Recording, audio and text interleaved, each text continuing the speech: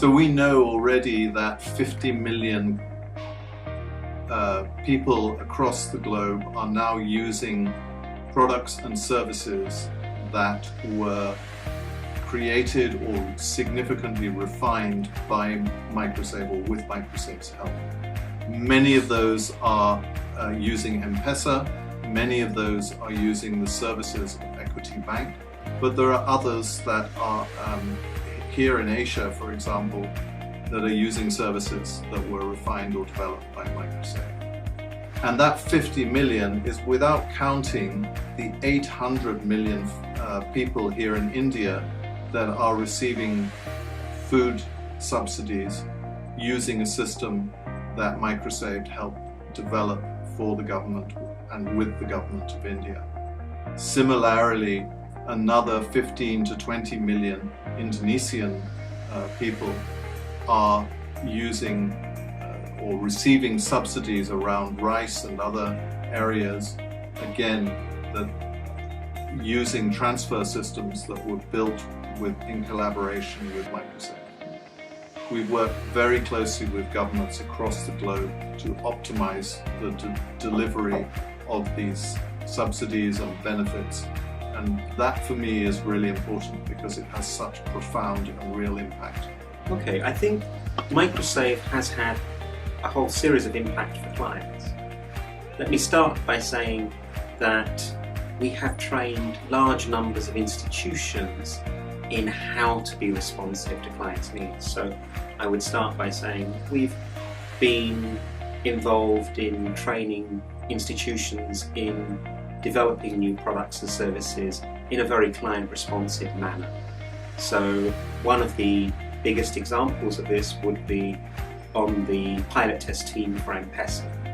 M-Pesa is the leading worldwide example of mobile money with something over 25 million users in a country of 40 million people. So in addition to that, we've helped to shape institutional and personal dynamics of leaders.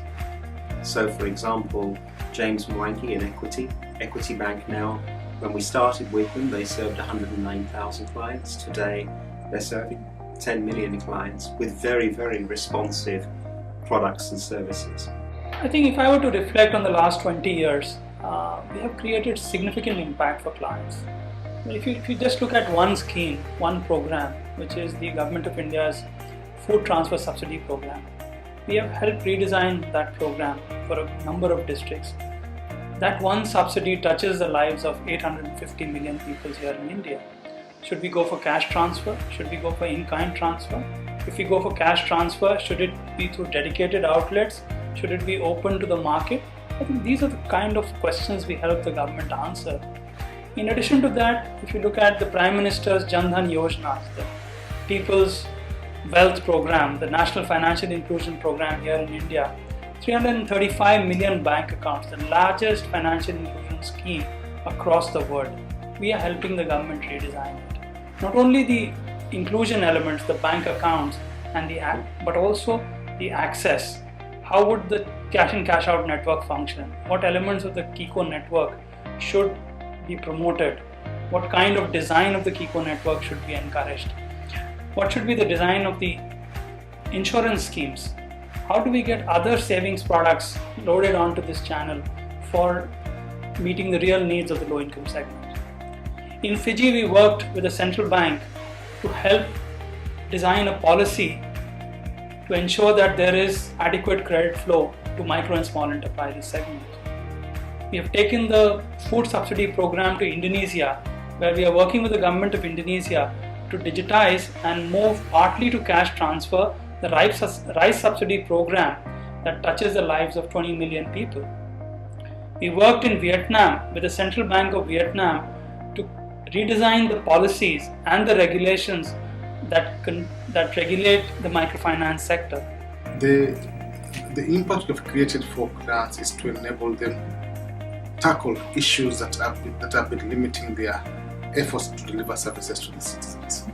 I'll talk specifically about the agent management network, which has been a study we've carried out across 8 countries, both in Asia and in Africa.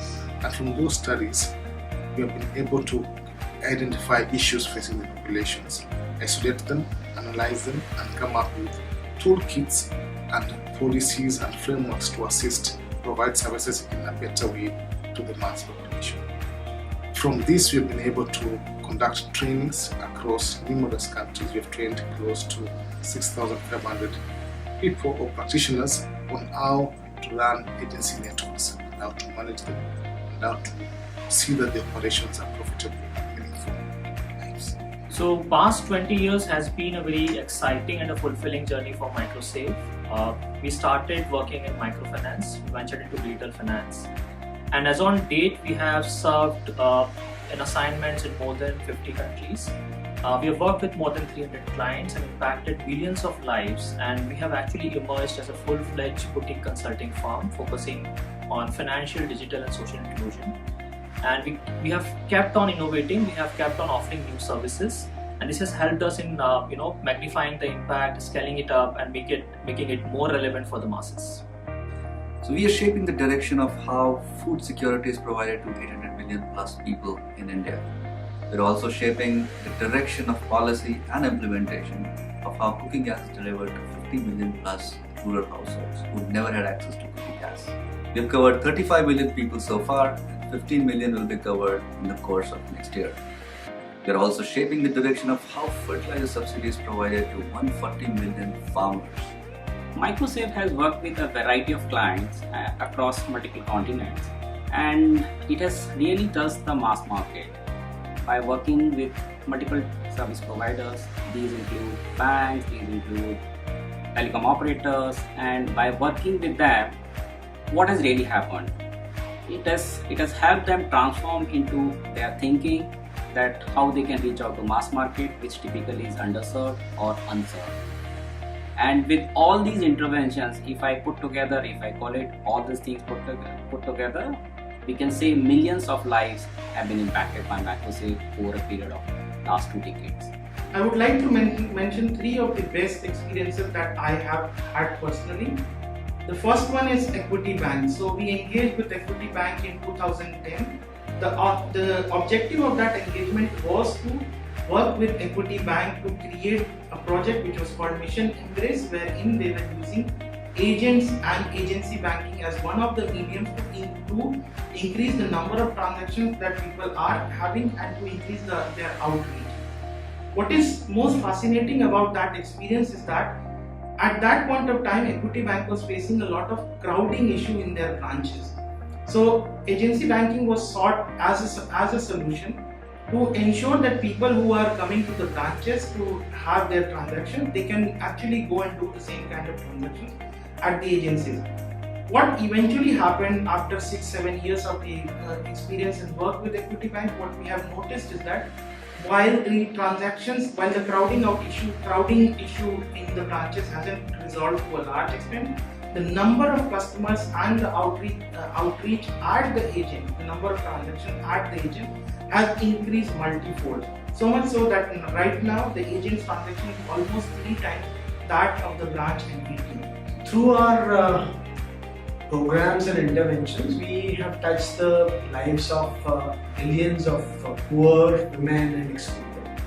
And we have done this through not only influencing policies and the strategies at the national level, but being deep in the trenches and taking a lot of interventions that enable customer empowerment and solving the last mile and the last meter challenges. So we have worked across the entire space of from strategy to implementation on the ground and a range of stakeholders that are associated with these areas.